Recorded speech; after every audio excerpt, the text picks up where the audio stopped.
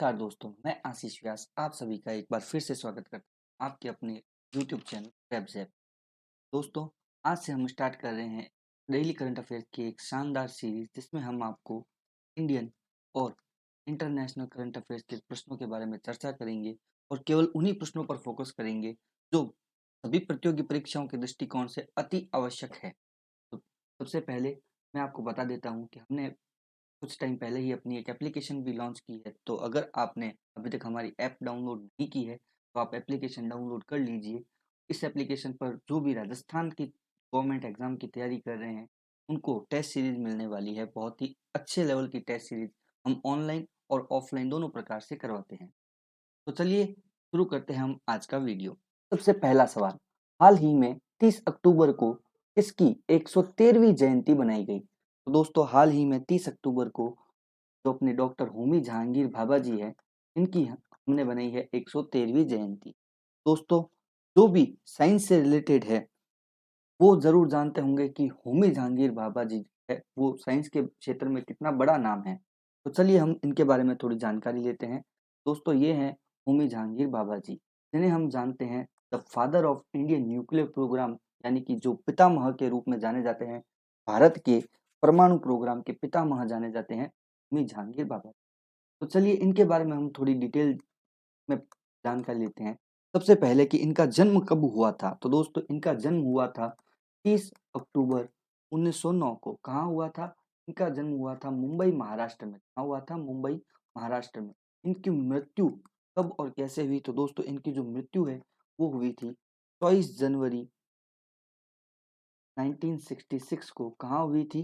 तो दोस्तों, एक हवाई दुर्घटना में। कहाँ हुई? हवाई दुर्घटना में माउंट ब्लैक के पास में इनकी मृत्यु हो गई थी। प्लेन जो है वो क्रैश हो गया था और होमी जहांगीर भाभा जी की इसमें डेथ हो गई थी।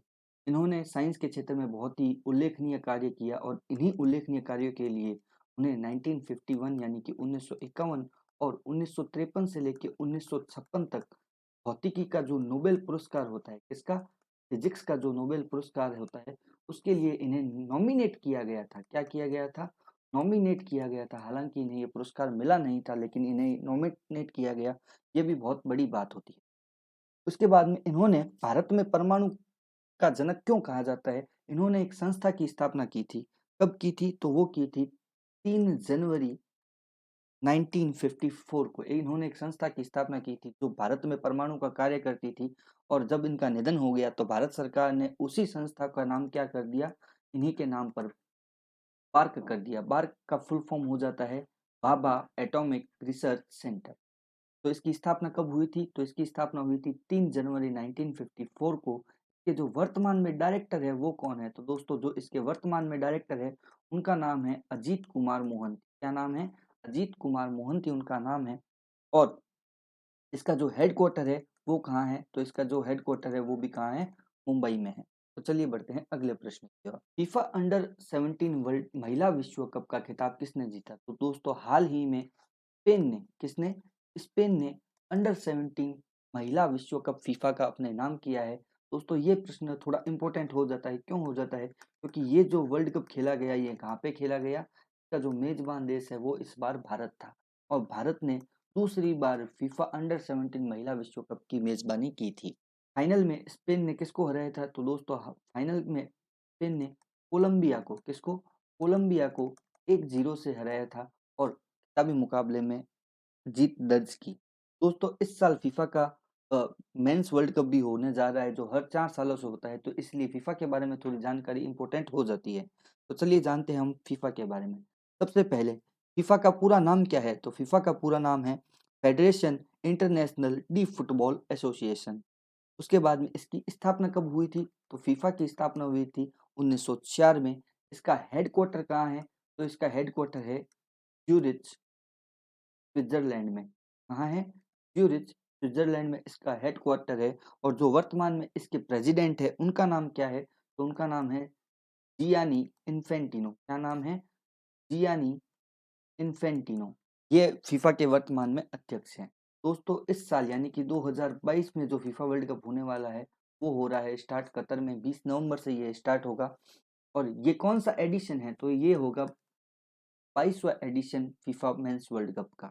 दोस्तों 2026 में यानी कि 23वां एडिशन कहाँ होगा, तो वो होगा यूएस, मेक्सिको और कनाडा में। ये कौन सा एडिशन हो जाएगा, ये हो जाएगा 23rd एडिशन। चलिए बढ़ते हैं अगले सवाल की ओर।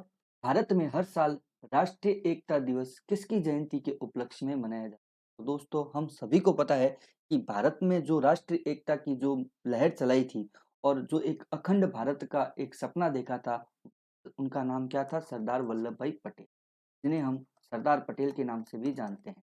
तो चलिए थोड़ी और जानकारी लेते हैं हम सरदार पटेल के बारे में। सबसे पहली बात कि सरदार पटेल, ये है सरदार पटेल का ओरिजिनल पिक्चर। सरदार पटेल को क्या कहते थे, तो सबसे पहली बात कि इन्हें भारत का लौह पुरुष कहा जाता है। क्या कहा जाता है, भारत का लौह पुरुष। इनके बाद में इनका कब हुआ, 31 अक्टूबर 1875 को कहाँ हुआ, नडियाद गुजरात में। कहाँ हुआ, नडियाद गुजरात में इनका जन्म हुआ था।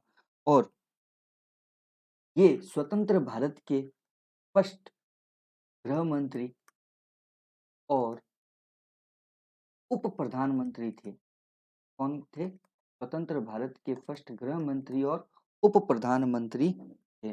दोस्तों केंद्र सरकार ने 2018 में इनके सम्मान में एक स्टैच्यू ऑफ यूनिटी, जिसको हम भली भांति ये नाम सबने सुना है, क्या नाम है, स्टैच्यू ऑफ यूनिटी की स्थापना करवाई है। कहाँ पे करवाई है, ये की है केवड़िया गुजरात। कहाँ की है, केवड़िया गुजरात में, नर्मदा के किनारे। किसके किनारे, नर्मदा के किनारे। दोस्तों ये जो यूनिटी, स्टैच्यू ऑफ यूनिटी है, ये अब बहुत ही अच्छा एक पर्यटन का स्थल बनता जा रहा है। हालांकि जब ये बनी थी तो इसकी लागत को लेकर बहुत ही चर्चा में रहा था ये, लेकिन अब धीरे धीरे जो इसका फायदा है वो सभी को दिखने लग गया है। चलिए बढ़ते हैं हम अगले प्रश्न की ओर। सैमसंग इलेक्ट्रॉनिक्स के कार्यकारी अध्यक्ष कौन बने हैं, तो दोस्तों one of the leading companies in electronics, Samsung. तो हाल ही में सैमसंग का जो कार्यकारी अध्यक्ष बनाया गया है वो बनाया गया है जे वाई ली को। पहले इनके पिताजी भी अध्यक्ष रह चुके हैं। तो दोस्तों जे वाई ली, ये है दोस्तों जे वाई ली साहब, इन्हें बनाया गया है सैमसंग इलेक्ट्रॉनिक्स का अध्यक्ष, जो कि मोबाइल के क्षेत्र में और जो इलेक्ट्रॉनिक उत्पाद होते हैं अलग अलग, उनमें एक अग्रणी कंपनी है। तो दोस्तों इस सैमसंग के बारे में आपको दो चीज़ें बस पता होनी चाहिए कि सबसे पहली तो इसकी जो स्थापना है वो कब हुई थी, वो हुई थी 1969 में। और ये कहाँ की कंपनी है, तो दोस्तों ये कंपनी है दक्षिण कोरिया की। कहाँ की है, दक्षिण कोरिया की ये कंपनी है। अगला सवाल, हाल ही में भारत के दूसरे राष्ट्रीय मॉडल वैदिक स्कूल का उद्घाटन कहाँ किया गया। तो दोस्तों बहुत बहुत ही ज़्यादा ये इंपॉर्टेंट क्वेश्चन है, इसको आप याद जरूर रखना कि भारत के दूसरे राष्ट्रीय मॉडल वैदिक स्कूल का उद्घाटन कहाँ किया गया, तो दोस्तों पुरी में ये उद्घाटन किया गया है। और ये उद्घाटन किया किसने है, ये उद्घाटन किया है हमारे केंद्रीय शिक्षा मंत्री धर्मेंद्र प्रधान जी द्वारा। किसके द्वारा किया गया, धर्मेंद्र प्रधान जी द्वारा देश के दूसरे राष्ट्रीय मॉडल वैदिक स्कूल का उद्घाटन किया गया है। दोस्तों केंद्र सरकार ने वेदों की महत्वता को बढ़ावा देने के लिए और सनातन धर्म में जो वेदों की मान्यताएं हैं उनके बारे में सबको पता होना चाहिए, इसी के लिए वैदिक स्कूल खोलने की जगह जगह घोषणा की थी और उसी श्रृंखला में ये दूसरा वैदिक मॉडल स्कूल खोला गया है। तो दोस्तों सबसे इम्पोर्टेंट बात की अगर ये दूसरा है तो पहला कहाँ हुआ, दोस्तों ये जो उज्जैन लिखा हुआ है यहीं पे उज्जैन एमपी में जो है वो फर्स्ट राष्ट्रीय मॉडल वैदिक स्कूल खोला गया था। इसके अलावा और भी वैदिक स्कूल खोले जाएंगे, उसके बारे में मैं आपको जानकारी दे देता हूँ कि कहाँ कहाँ खोले जाएंगे। तो दोस्तों बद्रीनाथ में, कहाँ, बद्रीनाथ जो कि अपने उत्तराखंड में है, एक वहाँ खोला जाएगा। उसके अलावा श्रृंगेरी कर्नाटक में है, श्रृंगेरी कहाँ है, कर्नाटक में, वहाँ खोला जाएगा। उसके अलावा द्वारका गुजरात में खोला जाएगा और गुवाहाटी असम, यहाँ पे भी राष्ट्रीय मॉडल के वैदिक स्कूल खोले जाएंगे। कहाँ कहाँ, बद्रीनाथ उत्तराखंड, श्रृंगेरी कर्नाटक, द्वारका गुजरात और गुवाहाटी असम में भी राष्ट्रीय मॉडल के वैदिक स्कूल खोले जाएंगे। चलिए बढ़ते हैं अगले सवाल की ओर। भारतीय नौसेना ने किन के साथ हाल ही में डार एस सलम में पहली बार युद्ध अभ्यास किया है। तो दोस्तों हाल ही में भारत ने अफ्रीका के मोजाम्बिक और तंजानिया के साथ एक नौसैनिक अभ्यास किया है। और दोस्तों भारतीय नौसेना ने पहली बार इन दोनों के साथ ये फर्स्ट टाइम युद्धाभ्यास किया है, तो ये बहुत इंपॉर्टेंट हो जाता है, तो आप ये जरूर याद रखिए। दोस्तों ये युद्धाभ्यास कहाँ किया गया, तो दोस्तों ये कि ये युद्धाभ्यास किया गया दार अर सलाम, जो कि कहाँ स्थित है? तंजानिया में स्थित है। कहाँ स्थित है? तंजानिया में स्थित है। यहाँ पर ये पहली बार युद्धाभ्यास किया गया। भारत की तरफ से किस किसने इसमें पार्टिसिपेट किया था? तो दोस्तों सबसे पहले भारत की तरफ से इसमें पार्टिसिपेट किया था आईएनएस तरकश ने। उसके अलावा एक फ्रिगेट ने इसमें पार्टिसिपेट किया था। फ्रिगेट जो कि एक गाइडेड मिसाइल है। उसके अलावा अपना फेमस चेटक हेलीकॉप्टर और साथ में मार्कोस ने भी इस युद्धाभ्यास में भाग लिया था। चलिए बढ़ते हैं अगले सवाल की ओर।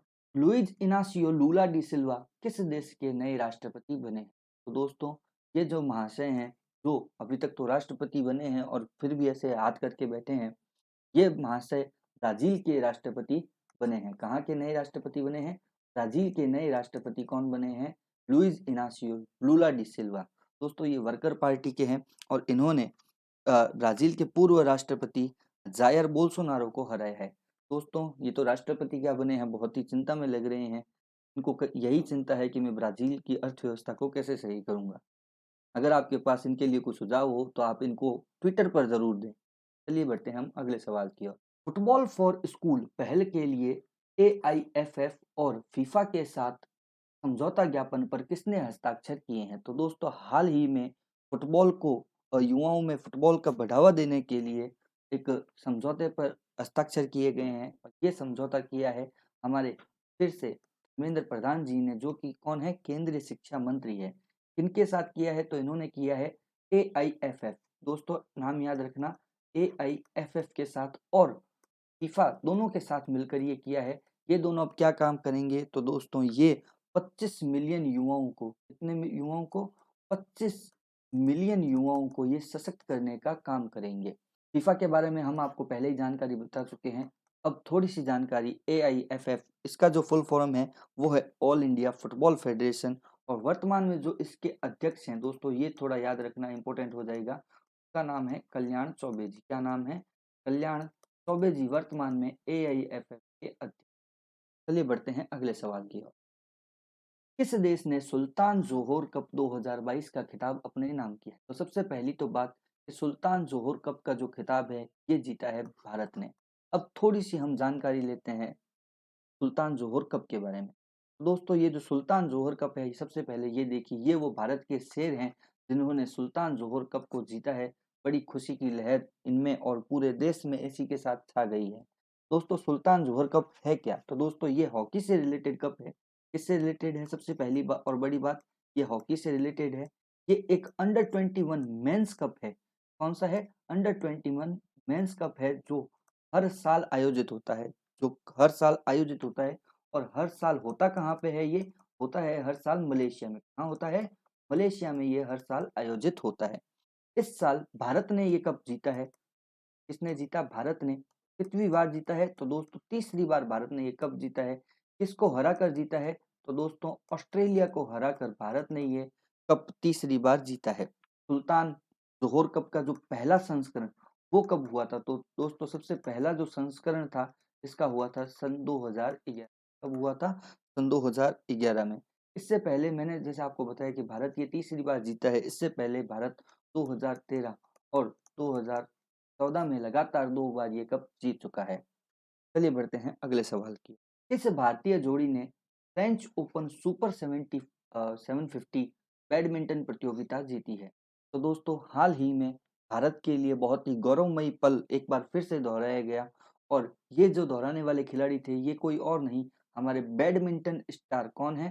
सात्विक साईराज और चिराग शेट्टी। इन्होंने क्या कारनामा किया? इन्होंने बैडमिंटन का एक प्रतिष्ठित टूर्नामेंट फ्रेंच ओपन सुपर 50 का जो मेंस डबल होता है उसमें जो खिताब है वो अपने नाम कर लिया। दोस्तों बहुत ही अच्छा खेलते हैं। कॉमनवेल्थ और ओलंपिक में भी इन्होंने पार्ट लिया था। तो दोस्तों यही वो भारत के 2 शेर और 2 चीते हैं जिन्होंने बाकी को पटखनी देकर ये खिताब अपने नाम किया। 39 साल बाद, कितने साल बाद? 39 साल बाद किसी भारतीय ने ये खिताब जीता है। इसी अगर हम बात करें इसी टूर्नामेंट का जो मेंस सिंगल का खिताब है, कौन सा? मेंस सिंगल का जो खिताब है वो किसने जीता है? तो दोस्तों वो जीता है बैडमिंटन के नंबर 1 खिलाड़ी विक्टर एक्सेल्सन। चलिए बढ़ते हैं अगले सवाल की ओर। 12वें विश्व हिंदी सम्मेलन की मेजबानी कौन सा देश करेगा? तो दोस्तों आपको पता है कि हिंदी को पूरे विश्व में बढ़ावा देने के लिए हर साल किसका आयोजन किया जाता है? विश्व हिंदी सम्मेलन का आयोजन किया जाता है अलग-अलग देशों में। तो दोस्तों अगले साल यानी कि 2023 में 12वें विश्व हिंदी सम्मेलन की जो मेज़बानी करेगा वो कौन-सा देश होगा? वो होगा फिजी। कौन-सा देश? फिजी जो होगा वो 12वें विश्व हिंदी सम्मेलन की मेज़बानी करेगा। चलिए बढ़ते हैं अगले सवाल की ओर। और आज का अंतिम सवाल, हाल ही में चर्चित मोमलूह गुफा कहाँ स्थित? तो दोस्तों ये एक गुफा है जो कि मेघालय में स्थित है और ये हाल ही में थोड़ी ज़्यादा चर्चित हो गई है। क्यों चर्चित हो गई है इसका मैं आपको रीज़न बता देता हूँ कि यूनेस्को का एक सबसे बड़ा वैज्ञानिक संगठन है जिसका नाम है आईयूजीएस। क्या नाम है? आईयूजीएस, जिसकी फुल फॉर्म है यूनियन ऑफ जियोलॉजिकल साइंसेज। इन्होंने एक 100 जगहों की लिस्ट जारी की है जो कि बनेगी भू विरासत साइट के रूप में। और जिस इन 100 में से जिसमें सबसे फर्स्ट जो जिस जगह का सबसे पहला नंबर चयन किया गया है वो है ये मोमलुह गुफा, जो कहाँ स्थित है? मेघालय में स्थित है। ये मेघालय में पूर्वी खासी हिल्स जिले में स्थित है और ये पहली भारतीय भू विरासत स्थल है जिसका चयन किया गया है। का चयन आईयूएस के लिए किया गया है। दोस्तों इम्पोर्टेंट चीज़ ये है कि आप केवल इतना याद रखो कि ये जो मोमलुह गुफाएं हैं ये है कहाँ? दोस्तों ये कहाँ है? ये है आपके मेघालय में पूर्वी खासी जिले हिल्स जिले में स्थित है। इसी के साथ आज का वीडियो समाप्त होता है। इस वीडियो की पीडीएफ के लिए आपको हमारा टेलीग्राम चैनल ज्वाइन करना पड़ेगा जो जिसका नाम है प्रेपज़ैप। क्या नाम से है? प्रेपज़ैप। दोस्तों उम्मीद है जैसा प्यार आपने पहले दिया है वैसा ही प्यार आप इस सीरीज को और हमारे यूट्यूब चैनल को देते रहेंगे। चलिए मिलते हैं हम आपको कल एक नए वीडियो के साथ। जय हिंद।